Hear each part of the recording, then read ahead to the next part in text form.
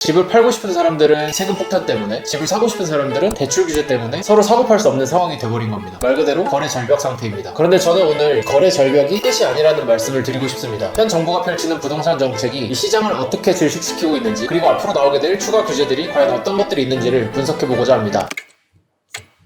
지금 시장이 왜 이렇게 꽁꽁 얼어붙을 수밖에 없었는지 그 실체부터 짚어봐야 합니다. 원인은 단순합니다. 정부가 팔 수 있는 구멍과 살 수 있는 구멍을 모두 막아버렸기 때문입니다. 첫 번째로는 규제지역 지정입니다. 토지거래 허가구역으로 지정되면 실거주가 아닌 이상은 매수가 불가능하고, 이 조정 대상 지역이 되는 시점부터는 사고 팔 때 부대 비용으로 발생하는 세금들이 너무 많이 올라가 버리죠. 또한 실거주 의무가 생기게 되는 등 여러가지 규제 펀치들이 동시다발적으로 들어오게 됩니다. 두 번째는 사다리 걷어차기식의 대출 규제입니다. LTV나 DSR 같은 각종 대출 관련된 비율들을 감당할 수 없는 수준까지 조여버렸습니다. 특히 규제지역인 수도권 주요 도시들의 경우에는 현금 없이는 집을 살 수 없을 정도로 사실상 대출을 금지시킨 거나 마찬가지입니다. 그렇다면 이 정책이 과연 투기꾼이라고 불리는 세력들을 잡았을까요? 저는 그렇지 않다고 봅니다. 현금을 수십억 원을 가진 현금 부자들, 그리고 국내의 대출 규제를 받지 않는 외국인들은 아직도 자유롭게 우리나라의 부동산들을 매수하고 있습니다. 이 정책의 진짜 피해자는 확실하게 집을 모아서 내 집을 마련하려고 했던 무주택 실수요자들, 그리고 아이들 학교 문제나 직장 문제로 인해서 1주택 갈아타기 수요들입니다. 이분들은 열심히 저축하고 안정적인 직장이나 소득이 있어도 단지 정부의 규제로 인해서 은행에서 대출 불가 통보를 받습니다. 주거 상향 이동의 사다리를 정부에서 걷어차버린 겁니다. 이런 상황에서 누가 먼저 나서서 선뜻 내 집을 사거나 할 수 있을까요? 없을 것입니다. 강력한 규제의 결과로 시장에는 매매나 전세 물건이 점점 자취를 감췄습니다. 시장에 매물이 돌아야 가격이 안정되는데, 정부가 앞장서서 팔면 다 뺏어간다는 신호를 줘버리니까 똑똑한 다주택자들은 자녀에게 증여하거나 또는 싸게 매도함으로 인해서 자산을 최대한 지켜나가는 버티기 전략으로 돌입했습니다. 하지만 앞서 말씀드렸듯이 진짜 공포는 아직 시작되지 않았습니다. 이래도 집값이 잡히지 않는다고 판단하면 정부는 더 센 규제 카드를 꺼내들겠죠. 앞으로 다가올 4가지의 덫은 이렇습니다.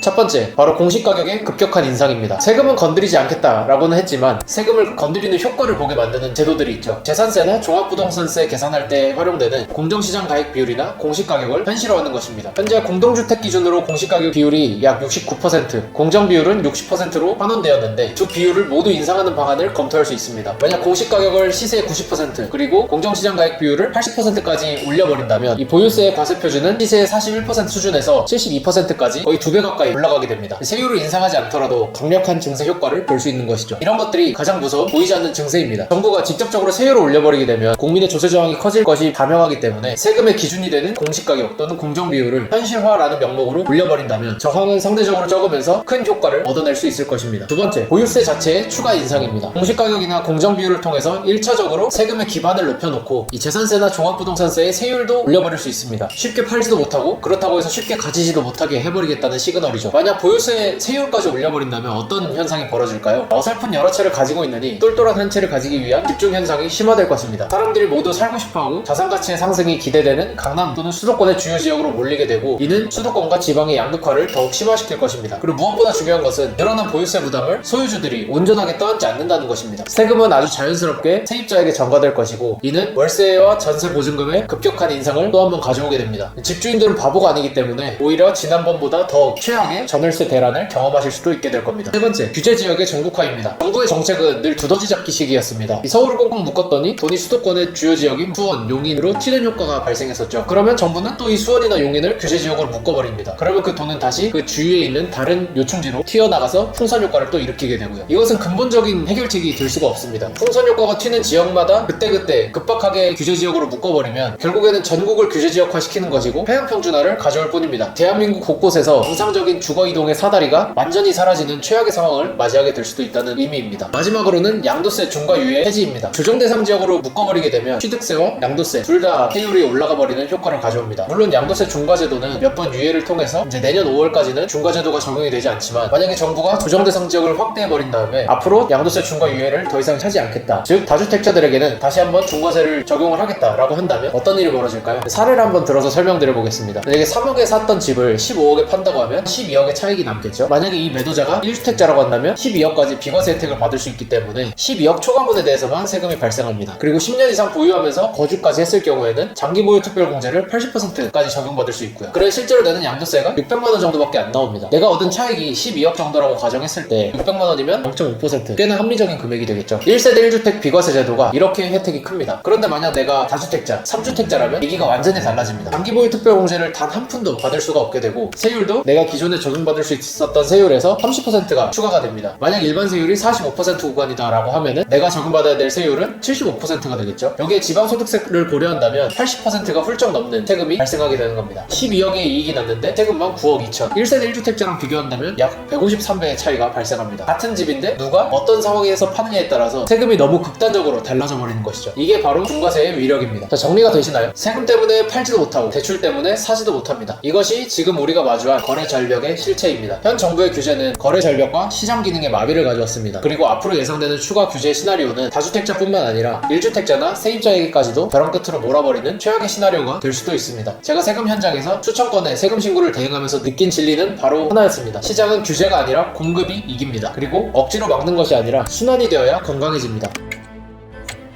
그렇다면 우리는 앞으로 어떻게 해야 될까요? 먼저 현재 보유한 부동산 포트폴리오를 점검해 보셔야 됩니다. 다주택 규제가 점점 심화되는 상황에서는 똘똘한 한 채에 대한 수요가 높아지기 때문에 장기적으로 큰 실익이 없다라고 판단되는 주택들은 과감하게 정리를 하셔야 됩니다. 해당 지역의 부동산이 규제 지역으로 편입될 여지는 없는지, 그에 따라 예상되는 양도소득세나 보유세도 한번 같이 계산해 보시고 움직이셔야 됩니다. 둘째, 증여나 상속을 긴 호흡으로 치밀하게 준비하셔야 합니다. 증여를 생각하신다면 자녀가 세금을 낼 여력이 있는지를 냉정하게 한번 평가해 보세요. 현재 소득 활동을 하면서 만약 여유자금이 있다면 양도를 고려해 볼 수도 있겠죠. 상속이 일어났는데 상속세를 낼 현금이 없다면 어떻게 할까요? 부동산을 팔아서 마련할 수도 있고 담보로 대출을 받을 수도 있겠죠. 이런 자산 이전 계획들을 미리미리 수립해두지 않으면 막상 그 상황에 닥쳤을 때 어쩔 줄 몰라서 세금 폭탄을 맞는 경우가 생길 수밖에 없습니다. 그래서 가장 중요한 것이 세금을 잘 아는 전문가와 상담하는 것입니다. 여러 시나리오를 두고 각각의 시나리오에 따른 예상 세액을 비교해보시고 어떤 것이 나에게 가장 최적의 방법이 될지를 논의해보세요. 상담 비용이 아깝다고 생각하실 수도 있는데 나중에 아끼게 될 세금을 생각한다면 지금의 수수료가 별게 아닐 수도 있습니다. 세금은 징벌의 수단이 되어서는 안 됩니다. 시장이 원활하게 돌아가도록 돕는 윤활유가 되어줘야 됩니다. 억지로 막는 정책은 결국에는 더 큰 부작용을 가져온다는 것을 우리는 이미 한번 경험해봤습니다. 오늘 영상이 도움이 되셨다면 좋아요 부탁드리고요. 주변에 이 영상 많이 공유해주세요. 저는 다음번에 더 유익한 영상으로 찾아뵙겠습니다. 감사합니다.